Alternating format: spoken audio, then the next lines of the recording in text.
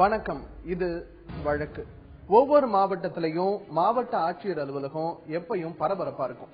திருவள்ளூர் ஆட்சியர் அலுவலகமும் அப்படிதான். ஆனா சம்பவத்தன்னைக்கு கல்யாண கோலத்துல ஒரு பொண்ணு உள்ள வர எல்லாரும் திகைச்சு போயிட்டாங்க. திருமணம் முடித்து ஆனந்த கண்ணீர் வடிக்க வேண்டிய அதே நாளில் மாவட்ட ஆட்சியரிடம் கண்ணீரும் கம்பலையுமாக வந்து நின்றார் அந்த புது பெண். ஆம், ஒரு குடும்பமே கதறலோடு மாவட்ட ஆட்சியரிடம் முறையிட்டு நின்றது அன்று. திருவள்ளூர் மாவட்ட ஆட்சியர் அலுவலகத்தில் நடந்த பொதுமக்கள் குறைதீர்ப்பு கூட்டத்தில் தான் அந்த சோக நிகழ்வு. இரு வீட்டாரும் சேர்ந்து முடிவெடுத்து திருமணம் நடக்க இருந்த நாளில்தான் மாப்பிள்ளை வீட்டாரால் அடித்து விரட்டப்பட்டிருக்கிறார்கள் மணமகள் வீட்டினர். அவர்களிடம் பேசிய போது பதற வைக்கும் குற்றச்சாட்டுக்களை அடுக்குகிறார்கள். சுப்பிரமணி, அவன் தம்பி சுதா, சந்திரசேகர், விவேக்கோட தம்பி விக்னேஷ், இவங்க எல்லாரும் தான் காரணம். சத்தியமா சொல்றேன், இவங்க எல்லாம் நல்லாவே இருக்க மாட்டேன். வயிறு சொல்ற ஒரு பொண்ணா என்னை இவ்வளவு கஷ்டப்படுத்தி என்னை கூட்டிட்டு போயிட்டு ரூம் போட்டு இவ்வளவு பண்ணி என்னை இந்த நிலைமைக்கு நிறுத்தின நிலைமை வேற எந்த பொண்ணுக்கும் வரக்கூடாது. நான் கேட்கறதுக்கு அவன் சொல்றான், ஏன் இது மாதிரி பண்ணிட்டு என்ன கல்யாணம் பண்ணி நீ கூட வாழலன்னு சொன்னா, நீ என்ன நான் கல்யாணம், அவங்க அப்பா சொல்றாரு, உன்ன மாதிரி என் பையன் எத்தனை பொண்ணு கூட போவான் அப்படின்னு பார்த்தா மாசத்துக்கு ஒரு கல்யாணம் பண்ணணுமே என் புள்ள அப்படின்னு சொல்லி கேட்கிறேன். ஏன்டா உங்க அப்பா இந்த மாதிரி சொல்றாரு, நீங்க எதுவும் கேட்க மாட்டேன். ஆமா, நீ இப்படி சொன்னா நான் ஒரு நாளைக்கு ஒரு பொண்ணோட இருக்கேன், அப்ப நான் எத்தனை கல்யாணம் பண்ணிப்பேன் அப்படின்னு சொல்லிட்டு கேக்குறேன். நான் சொல்றேன், எனக்கும் அவனுக்கு ரிஜிஸ்டர் ஆயிடுச்சு, இதுக்கு மேல நான் அவனுக்கு டிவோர்ஸ் தர மாட்டேன். ஆனா அவனை நான் சும்மா ஓட மாட்டேன். ஒண்ணு அவன் ஜெயிலுக்கு போய் சாவணும், இதுதான் என்னுடைய இது. இனிமே அவன் வெளியில எல்லாம் இருக்க கூடாது. தயவு செஞ்சு இது பாக்குற எந்த ஒரு பொண்ணும் அவனை மாதிரி இருக்க யாரையும் நம்பிடாதீங்க. தயவு செஞ்சு உங்களை கையெடுத்து கும்பிடுறேன். எந்த பொண்ணுக்கு இந்த மாதிரி ஒரு நிலங்க மட்டும் வந்துருக்கூட. காலையில நாங்க 5 மணிக்கு நாங்க கோயிலுக்கு போனோம். நாங்க தாலி கட்டுறதுக்காக வசனாங்க சொல்லிட்டு நாங்க 5 மணிக்கு போயிட்டு 5 மணில இருந்து அவங்கள ஃபோன் பண்ணிருக்காங்க. நான் போனே எடுத்து பதிலுக்கு சொல்லல முதல்ல.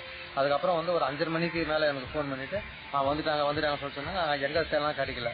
அதுக்கப்புறம் பார்த்தோன்னாக்கா 6:40 6:45 மணிக்கு அவங்க அந்த பையனும் சுப்பிரமணிய அடியால கூட சேர்ந்து ஒரு 40-45 பேர் கூட சேர்ந்து அந்த கேட்டு பக்கமா நிற்கிறாங்க. முன்னாடி கேட்லயே நிக்கிறோம் நாங்க.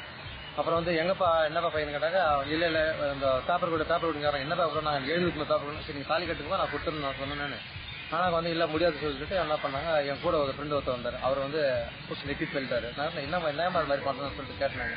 அதுக்கு கேட்டதுக்கு என்ன சொன்னாங்க, நீ எப்படி கல்யாணம் பண்ண பாக்கணும்னு சொல்லிட்டு ஒரு மாதிரி தகாத வாதெல்லாம் பேசினேன். அதுக்குள்ள என் கூட பொம்பளைங்க ஒரு 15-18 பேர் பொம்பளைங்க வந்தாங்க. ஆம்பளைங்க நாங்க 4 பேர் தான் போனோம். நல்லபடியா கல்யாணம் பண்றதுக்காக நான் இந்த மாதிரி தான் ஐடியா பண்ணி நாங்க போனோம்.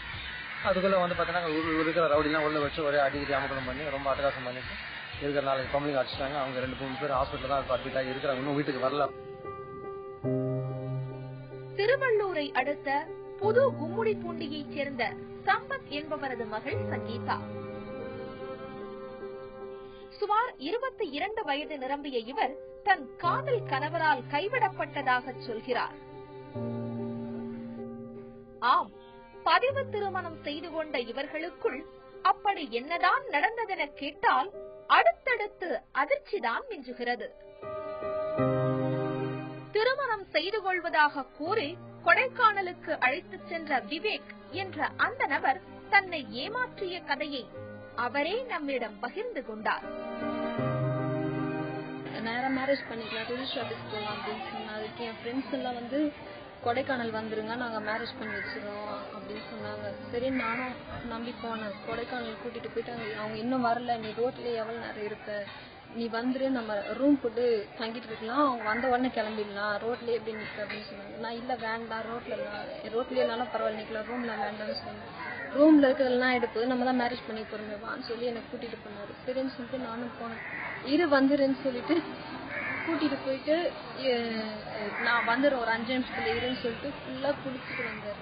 குடிச்சிட்டு இந்த மாதிரி என் கூட நீ தப்பா இருக்கணும், நம்ம தான் மேரேஜ் பண்ணி போறல, காலையில ரெஜிஸ்டர் பண்ணிக்கலாம் அப்படின்னு சொல்லிட்டு சொன்னாங்க. இல்ல நான் அந்த மாதிரிலாம் பண்ண மாட்டேன், நம்மளுக்கு ரெஜிஸ்டர் தான் ஆகணும், ஏன் இப்படி எல்லாம் பேசுறேன், நான் ரெஜிஸ்டர் ஆகாம இந்த மாதிரிலாம் இருக்க மாட்டேன் அப்படின்னு சொன்னேன். இல்ல நீ தப்பா இல்லைன்னா நான் அதுக்கப்புறம் நான் செத்துருவேன் கையில கட்டி வச்சு மிரட்டினார். லைட்டா கையை கிழிச்சுக்கிட்டு என்ன மிரட்டினார். எனக்கு வேற வழி இல்லாம சரி நான் சரி நம்மள கல்யாணம் பண்ணிட்டு போறாரு அப்படின்னு சொல்லிட்டு ஒத்துக்கிட்டு தாம்பத்தியமும் முடிந்து போனது. கேட்பதற்கும் ஆளில்லை. அடுத்தடுத்து என்ன செய்வது என்ற குழப்பத்தில் சேலம் பேருந்து நிலையத்திலேயே சங்கீதாவை தவிக்க விட்டு சென்றிருக்கிறார் விவேக். இந்த விஷயம் சங்கீதாவின் வீட்டினருக்கு தெரியவர மாப்பிள்ளை வீட்டாரிடம் நடந்த விஷயத்தை தெரிவித்து சில பிரச்சனைகளோடு திருமணத்திற்கும் ஏற்பாடு நடந்திருக்கிறது. செப்டம்பர் மாதம் 18ஆம் தேதி இருவருக்கும் பதிவு திருமணம் நடந்து முடிந்துள்ள நிலையில் முறைப்படி திருமணம் செய்வதற்கு ஏற்பாடு நடந்து கொண்டிருந்த போதுதான் நிலைமை வேறு விதமாக மாறியது.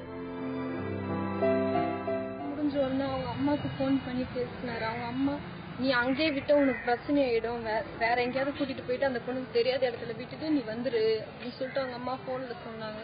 அதுக்கப்புறம் இங்க இருந்து மறுபடியும் காலையில ஒரு நாள் ஃபுல்லா மறுநாள் பஸ்ல ஃபுல்லா டிராவல் பண்ணிட்டு இருந்தோம். 2 நாள் ஆயிடுச்சு. இதுவே 3வது நாள் எடுத்துட்டு போய் சேலம் பஸ் ஸ்டாண்ட்ல விட்டுட்டு இது வந்து நான் கடைக்கு போயிட்டுன்னு சொல்லிட்டு போனோம். 3 மணி நேரமா வெயிட் பண்ணி பார்த்தா வரவே இல்லை. அதுக்கப்புறம் என்ன பண்றதுன்னு தெரியல. என் ஃபேமிலி எனக்கு அப்பதான் போன் பண்ணாங்க. ஃபர்ஸ்ட் நான் எடுக்கவே இல்லை. மறுபடியும் போன் பண்ணாங்க. அதுக்கப்புறம் நான் எங்க பெரியப்பாவுக்கு நான் ரொம்ப இஷ்டம். அதனால அவருக்கு கால் பண்ணி இந்த மாதிரி விட்டுட்டு போயிட்டான், இதெல்லாம் நடந்ததெல்லாம் சொன்ன. அதுக்கப்புறம் சரி நீ கோயம்பேடு வந்து நான் அவனை பாத்துக்கிறேன் அப்படின்னு சொல்லி என்னை கூட்டிட்டு வருஷம் இருக்கு. நானும் சரின்னு சொல்லிட்டு கோயம்பேடு போனேன். அங்க வந்து அவர் என்னை பிக்கப் பண்ணிட்டு வீட்டுக்கு கூட்டிட்டு போயிட்டாரு. என்னை காணும்னு சொல்லிட்டு போலீஸ் ஸ்டேஷன்ல புகார் கொடுத்துருந்தாங்க. அதுக்கப்புறம் போலீஸ் ஸ்டேஷன் கூட்டிட்டு போனாங்க. என்ன ஆச்சுன்னு சொன்னாங்க. நான் நடந்த இதெல்லாம் சொன்னதுக்கு அப்புறம் அவனுக்கு போன் பண்ணி என்னப்பா பொண்ணை கூட்டிட்டு போய் கொடைக்கானல் ரூம் போட்டு இந்த மாதிரிலாம் பண்ணிட்டியே, அந்த பொண்ணு நிலைமை என்ன அப்படின்னு சொல்லி கேட்டவங்க நான் விட்டுற மாட்டேன், நான் கல்யாணம் பண்ணிக்கிறேன் அப்படின்னு சொல்லி நான் இப்போ வந்துடுறேன், எங்க ஃபேமிலியை கூட்டிட்டு எங்க அம்மா அப்பாவை கூட்டிட்டு வந்து நான் கல்யாணம் பண்ணி என் பொண்டாட்டியை கூட்டிட்டு போறேன் இப்படிதான் சொன்னாரு. சாயந்தரம் காலையில 8 மணில இருந்து சாயந்தரம் 5 மணி வரைக்கும் இதுதான் சொன்னாரு. 5 மணிக்கு மேல போனும் சுவிட்ச் ஆஃப் ஆயிடுச்சு, ஆளும் வரல. ரெஜிஸ்டர் பண்ணிட்டோம். பையனை எல்லாம் வர சொல்லி கூப்பிட்டு அட்வொகேட் எல்லாம் வச்சு பேசிக்கிட்டு அவங்களுக்கு ரெஜிஸ்டர்ல பண்ணிட்டோம். ரெஜிஸ்டர்ல வந்து அவங்க அப்பா அம்மா கையெழுத்து போட்டுறாங்க விட்னஸுக்காக. அதுக்கப்புறமா வந்து 26ஆம் தேதி வரைக்கும் எனக்கு கொஞ்சம் டைம் கொடுங்க, அன்னைக்கு 4 நாளா இருக்குது. அதனால வந்து நான் ஐயர்கிட்ட போயிட்டு ஒரு நேரம் காலம் குறிச்சிட்டு நம்ம வந்து அன்னைக்கு வந்து நம்ம வந்து கல்யாணம் பண்ணி நான் நல்லபடியாக வீட்டுக்கு வர சொல்லி சொன்னாங்க.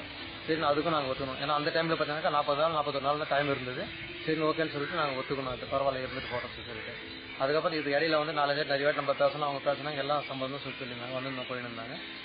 அதுக்கப்புறமா வந்து நான் வந்து கல்யாணத்துக்கு முன்னாடி வந்து அவங்க வீட்டாண்ட போயிட்டு நம்ம பேசணும். இது மாதிரி வந்து நாங்கள் வந்து அன்னைக்கு கல்யாணத்துக்கு நாங்கள் அன்னைக்கு வந்துடுறோம். அன்னைக்கு நீங்களும் அன்னைக்கு காலையில் வந்து 5 மணிக்கெல்லாம் வந்துடுங்க, கல்யாணம் பண்ணி பொண்ணு நீங்க இட்டு போய் நான் சொன்னேன். சரின்னு சொன்னாங்க. ஆந்திர மாநிலம் சித்தூர் மாவட்டம் ராசுகண்டிகை கிராமத்தைச் சேர்ந்த விவேக் வேலை தேடி கடந்த 5 வருடங்களுக்கு முன்பு சென்னைக்கு வர அப்போதுதான் இவர்களுக்குள் காதல் மலர்ந்திருக்கிறது. மிகவும் சந்தோஷமாக சுற்றித் திரிந்த இந்த காதல் பறவைகள் பல இடங்களுக்கு பறந்திருக்கிறார்கள். இந்த நிலையில்தான் இவர்களின் காதல் கேலி கூத்தாகி போனதாக புலம்புகிறார் சங்கீதா. அவங்க வீட்டுக்கு போய் உட்காந்துட்டேன். அதுக்கப்புறமா ஊர் ஜனமே வந்து என்னன்னு விசாரிச்சாங்க. அது வரைக்கும் யாருக்கும் விஷயம் தெரியாது. அதுக்கப்புறம் இதெல்லாம் சொன்னதுக்கு அப்புறம் ஊர் ஜனம் வந்து இந்த மாதிரி பையன் இந்த மாதிரி பண்ணிருக்கானேன்னு சொல்லிட்டு எனக்கு சப்போர்ட் பண்ணதுக்கு அப்புறம் ஊர் ஜனம் யார்கிட்டயும் பேசுறது இல்ல. பையனை வந்து ஒழிக்க வச்சுட்டாங்க. ஏதோ ஒரு அட்வொகேட் வச்சு அவங்க அட்வொகேட் வீட்டுல ஒழிக்க வச்சுட்டு இருக்காங்க. இந்த விஷயம் எனக்கு தெரியாது. நான் அட்வொகேட் வந்து என்கிட்ட பேசினாரு. என்னப்பா கூட்டிட்டு போய் பையன் இந்த மாதிரி பண்ணிட்டான், என்ன கல்யாணம் பண்ணி வச்சுன்னு வாழணும், எனக்கு அவன் இங்க வரணும் நான் சொன்னதுக்கு அப்புறமா மறுநாள் நைட்டெல்லாம் அந்த வாசல்லே தான் இருந்தேன். கொட்டுற மழையில அவங்க வீட்டு வாசல்ல நான் உட்கார்ந்துட்டு இருந்தேன். மாவட்ட ஆட்சியர், காவல்துறை கண்காணிப்பாளர் என உயர் அதிகாரிகளிடம் அடுத்தடுத்து புகார் கொடுத்தும் இதுவரை எந்த விசாரணையையும் தொடங்கவில்லை என்றே சொன்னார் சங்கீதா. காவல்துறை வளாகத்தில் காத்திருந்து காத்திருந்து கசிந்துருகும் அவர் தன்னை ஏமாற்றியவரை நிச்சயம் தண்டிக்க வேண்டும் என்று கேட்டுக் கொண்டார். துணி கடையில ஒர்க் பண்ணிட்டு இருந்தேன். அப்போ என் ஃப்ரெண்டோட ஃப்ரெண்ட் அவங்க இந்த மாதிரி என் ஃப்ரெண்டுன்னு சொல்லி இன்ட்ரடியூஸ் பண்ணி வச்சாங்க. தினமும் வருவாங்க, பாப்பாங்க, என்கிட்ட பேசிட்டே இருப்பாங்க. அப்புறம் அப்படியே போக போக கொஞ்ச நாள்ல இது மாதிரி ப்ரப்போஸ் பண்ணி இல்ல நான் அக்செப்ட் பண்ணிக்கல ஃபர்ஸ்ட். அதுக்கப்புறம் இல்ல நீங்க என்ன எனக்கு பிடிக்கும், நான் மேரேஜ் பண்ணிக்கிறேன் அப்படின்னு சொல்லி ஏமாத்தி காதலிச்சு நான் எல்லா இடத்துக்கும் கூட்டிட்டு போயிருக்காங்க. திருவள்ளூர், கவரப்பேட்டை, பொன்னேரி, திருவெற்றியூர், இந்த மாதிரி எல்லா இடத்துக்கும் கூட்டு போயிருக்காங்க. அவங்க பர்த்டேக்கு என்ன வெளில கூட்டு போயிருக்காங்க. விவேக் என்ன கூட்டு போயிட்டு எல்லா இடத்துக்கும் கூட்டு போய் எல்லா இடத்தையும் சுத்தி காமிச்சிருக்காங்க. சினிமாக்கு கூட்டு போவாங்க, மாலுக்கு எல்லாம் கூட்டிட்டு போவாங்க, எல்லா இடத்துக்கும் கூட்டு போய் நல்லா சுத்தி இருக்காங்க. அவங்க ஃப்ரெண்ட்ஸ் எல்லாம் கூட இன்ட்ரடியூஸ் பண்ணி வச்சாங்க எல்லாரையுமே. என் ஃப்ரெண்டு ரொம்ப நல்லவம்மா, உனக்கு கல்யாணம் கண்டிப்பா பண்ணிப்பாம்மா, நீனா அவனுக்கு பிடிக்குமா இப்படி எல்லாம் சொன்னாங்க. ஆனா இந்த மாதிரி ஒரு நிலைமை வரும் நான் எதிர்பார்க்கவே இல்லை. எங்க பொண்ணு மனக்கோலத்துல பார்த்த உடனே அவருக்கு ஒரு மாதிரி ஆயிடுச்சு. ஃபர்ஸ்ட் எங்களை கூப்பிட்டு வச்சு பேசி நம்ம உரிய நடவடிக்கை எடுக்கணும்னு சொல்லிட்டு உடனே பண்ணி எங்க எதிர்க்க வந்து எஸ்பிக்கும் அவரே வந்து ஒரு மெசேஜ் அனுப்புனாரு, டிஎஸ்பிக்கும் மெசேஜ் அனுப்புனாரு, எங்க எதிர்க்க தான் சொன்னாரு. அதுக்கப்புறம் அவங்களுடைய பிஏ அனுப்பி அவங்க வந்து அவங்க கிட்ட வந்து என்கொயரி வந்து கிட்டத்தட்ட பாத்தீங்கன்னா ஒரு 5 மணி நேரம் பண்ணாங்க. பண்ணிட்டு வந்து இதுக்கேற்ற அந்த தகுந்த நடவடிக்கை நான் எடுக்கிறோமா கண்டிப்பா உறுதி சொன்னாங்க. காதல் என்ற போர்வையில் என்ன நடந்தது என தெரியவில்லை. சங்கீதா கூறும் குற்றச்சாட்டுக்கள் அதிரும்படியாகவே இருக்கிறது. மாப்பிள்ளையை விட்டுவிட பணம் கொடுப்பதாகவும் பேரம் பேசிய மணமகன் வீட்டார் மகன் தொடர்பு வைத்திருக்கும் பெண்களையெல்லாம் திருமணம் செய்து வைக்க முடியுமா என்றும் கேள்வி கேட்டதாக குமுறுகிறார் சங்கீதா. நாங்க போறதுக்கு முன்னாடி அந்த அட்வொகேட் போயிட்டு அங்கேயே அவங்க வீட்டுல வந்து ப்ராப்ளம் பண்ணி இப்படியே நிறுத்திடுங்க, அந்த பொண்ணுக்கு வந்து நாங்க எவ்வளவு லட்சம் வேணாலும் பணம் கொடுக்குறோம், எங்களுக்கு எங்க பையன் வேணும், பொண்ணு வந்து போயிட சொல்லுங்க, நாங்க பணத்தை கொடுத்துருவோம் அப்படின்னு சொல்றாங்க. அதுக்கப்புறம் நாங்க போறதுக்கு முன்னாடி அந்த ஆபீஸ்ல போயிட்டு ரெஜிஸ்டர் பண்றவங்க கிட்ட எல்லாம் சண்டை போட்டாங்க. அப்புறம் எங்க அப்பா என் வாழ்க்கை போக கூடாதுன்ற ஒரே காரணத்துக்காக எல்லா கை காலையும் விழுந்து ரெஜிஸ்டர் பண்ண சம்மதிச்சு ரெஜிஸ்டரும் பண்ணாங்க. அதுக்கு சாட்சி கையெழுத்து எல்லாம் போட்டுதான் அவங்க அம்மா அப்பா தான் சரின்னு சொல்லிட்டு போட்டு கொடுத்துட்டாங்க. முறைப்படி நம்ம ஹிந்து முறைப்படி தாலி கட்டி கூட்டு போறது மட்டும் நாங்க என் பையன் செத்துருவோம் இப்ப தாலி கட்டனா ஆனதுனால அக்டோபர் மாசம் 26ஆம் தேதி தான் நல்ல நாள், அன்னைக்கு கல்யாணம் பண்ணி நாங்க எங்க மருமகளை கூட்டிட்டு போயிடுறோம் அப்படின்னு சொன்னாங்க. சரி நானும் நம்பி ரெஜிஸ்டர் மட்டும் பண்ணிட்டு கழுத்துல தாலி கட்டல. இதெல்லாம் முடிஞ்சு இந்த ரிஜிஸ்டர் முடிஞ்சு எங்க வீட்டுக்கு இந்த மாதிரி எங்க வீட்டுக்கு வேணாம், நாங்க மேரேஜ் பண்ணி எங்க பொண்ணை கூட்டிட்டு போயிடுவோம் அப்படின்னு சொன்னாங்க. அது வரைக்கும் அவர் என்ன வந்து பார்க்கவும் பார்க்கல, என்கிட்ட ஒரு வாரம் பேசினாரு. அதுக்கப்புறமா என்கிட்ட பேசவும் இல்லை. திருமணம் செய்து கொள்ள மறுத்ததோடு தன் சார்ந்த வழக்குகளை பணத்தை கொண்டு சந்திப்பதாக சொன்ன மாப்பிள்ளை விவேக் மீண்டும் சேர்ந்து வாழ வருவார் என்ற நம்பிக்கையை இழந்து நிற்கும் சங்கீதா தன்னை ஏமாற்றியவரை வெளியில் விடவே கூடாது என்றும் கேட்டுக்கொண்டார். ரிஜிஸ்டர் மேரேஜ் முடிஞ்சும் ஆளுங்களை வச்சு கட்ட பஞ்சாயத்து மாதிரி பேசுறதுக்கு சுதாங்கிறவங்க வந்து ஆளுங்களை கட்ட பஞ்சாயத்து மாதிரி பேசி இந்த மாதிரி ரிஜிஸ்டர் ஆனாலும் பரவாயில்ல முடிஞ்சது, பொண்ணுக்கு எத்தனை லட்சம் வேணும், நாங்க பணம் கொடுத்துறோம், ஆனா என் பையனை வீட்டுக்கு போயிட சொல்லு. எல்லாரும் கேட்டாங்க பொண்ணு வாழ்க்கை இந்த மாதிரி ஆயிடுச்சு, ரெஜிஸ்டர் முடிஞ்சு இந்த மாதிரி சொல்றேம்மா. அதெல்லாம் எனக்கு தேவையில்ல, எனக்கு இவன் வேணும், அவன் சம்பாதிச்சு எங்களுக்கு கொடுக்கணும், பொண்ணு எனக்கு தேவையில்ல. பொண்ணு என்ன பண்றாங்க, வரதட்சணை கேட்டாலும் ஒண்ணும் கொடுக்க மாட்டேங்கிறாங்க, வெறும் 5,000 போட்டா முடிஞ்சிருமா, எனக்கு ஒண்ணு வரதட்சணை ஒரு 50,000 போடணும், இல்லையா எனக்கு அந்த பொண்ணு வேணாம், நாங்க ஒரு 10 லட்சம் 10,000 அவ்வளவு போயிட சொல்லுங்க, நாங்க நல்ல பொண்ணா பார்த்து வசதியான பொண்ணா பார்த்து கல்யாணம் பண்ணி கொடுத்துக்கிறோம் அப்படின்னு சொல்றாங்க. அதுக்கப்புறம் அதெல்லாம் முடியவே முடியாது, பொண்ணு ஸ்ட்ராங்கா நிக்குதான், அவனதான் மேரேஜ் பண்ணிப்பேன்னு சொல்லுது அப்படின்னு எல்லாம் சொன்னதுக்கு அப்புறமா எல்லார்கிட்டயும் நாங்க போயிட்டு பணம் கேட்டோம், உங்க பையனை நான் விட்டுடுறேன், எனக்கு பணம் இவ்வளவு கொடுங்கன்னு நான் சொல்லி கேட்டேன். என் வாழ்க்கை போனதுக்கு அப்புறம் நான் பணம் கேட்பேன், அந்த மாதிரி பொண்ணு சத்தியமா நான் இல்ல, அந்த மாதிரி ஜென்மமே இல்ல. அந்த மாதிரி கேட்கறதுக்கு பதில் நான் சாகுறதும் ஒண்ணுதான், அந்த மாதிரி கேட்கறதும் ஒண்ணுதான். நான் வாழணும் தான் இத்தனை நாளும் ஆசைப்பட்டு எவ்வளவு பிரச்சனை பண்ணாலும் அமைதியா இருந்தேன். அதுக்கப்புறம் நான் அதெல்லாம் எதுவும் கேட்கல, அவங்க போய் சொல்றாங்கன்னு சொன்னதுக்கு அப்புறம் எல்லாத்தையும் விட்டுட்டாங்க. போலீஸ் பெரிய இப்படி எல்லாம் அசிங்கமா கெட்ட கெட்ட வார்த்தையில எல்லாம் பேசி அவனுங்களுக்கு நான் பணத்தை தூக்கி போட்டேன்னா இன்னைக்கு மிஞ்சு போனா போலீஸ் ஸ்டேஷனுக்கு தானே இப்படின்னு மாப்பிள்ளையும் இந்த சுப்பிரமணியம் சொல்றாங்க.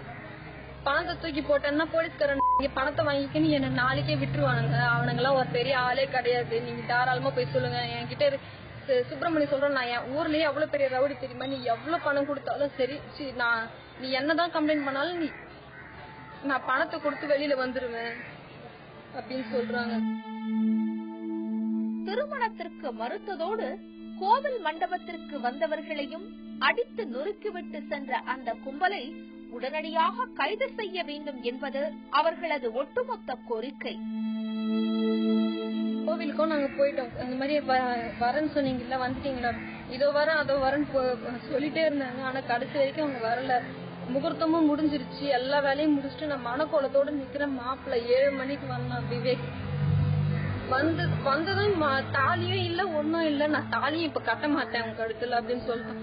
அவனும் இந்த விவேக்கும் ஒரு 40-45 அடியாளுங்க இருக்கும் கூட்டிட்டு வந்து எங்க வீட்டுல இருக்கு எல்லாரையும் அடிச்சு, இந்த மாதிரி அவங்க எழுதி ரிஜிஸ்டர் பண்ண அந்த சைன் பண்ண பேப்பருங்க இதெல்லாம் நீங்க என்கிட்ட கொடுங்க அப்படின்னு. நான் அதுதான் கொடுக்குறேன்னு சொல்லிட்டேன்ல, என் பொண்ணுக்கு வாழ்க்கைதான் எனக்கு முக்கியம், முதல்ல தாலி கட்டட்டும் கழுத்துல, நான் உடனே கொடுத்துறேன் எங்க அப்பா சொன்னாரு. அதெல்லாம் முடியாது, தாலிலாம் கட்ட முடியாது, நீ அந்த பேப்பரை கூட்டுறேன்னு சொல்லிட்டு என் வீட்டுல இருக்க எல்லாரையும், என் கல்யாணத்துக்கு வந்து எல்லாரையும் அடிச்சு அவங்க ரத்த காயத்தோட எல்லாம் இருக்காங்க. இந்த வழக்கு குறித்து தொடர்ந்து விசாரணை நடைபெற்று வருகிறது.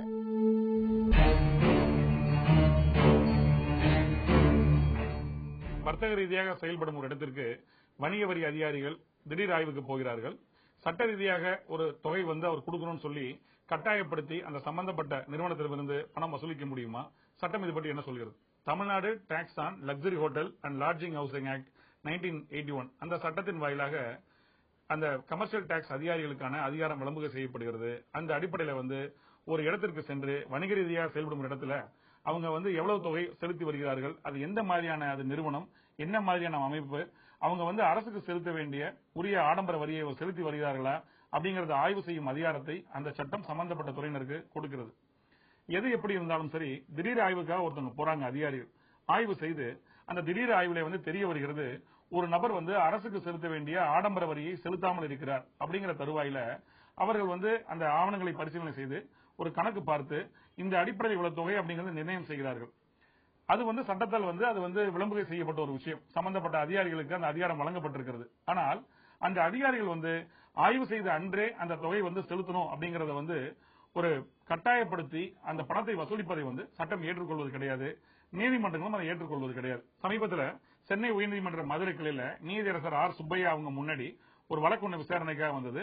அந்த வழக்கினை தாக்கல் செய்தவர் அந்த மனுவில் குறிப்பிடுகிறார், நான் வந்து பழனியில வந்து ஒரு ஹோட்டல் நடத்தி வருவதாகவும், அது பல ஆண்டுகளாகவே அந்த ஹோட்டல் நடைபெற்று வருகிறது, அந்த ஹோட்டல்ல 90 அறைகள் இருக்கின்றன, உரிய வகையில வந்து நான் செலுத்த வேண்டிய ஆடம்பர வரி வணிக வரி எல்லாம் நான் முறைப்படி செலுத்தி வருகிறேன். திடீரென செப்டம்பர் மாதம் 2015 வந்து வணிக வரி அதிகாரிகள் வந்து என்னுடைய இடத்தை வந்து ஆய்வு செய்தார்கள்.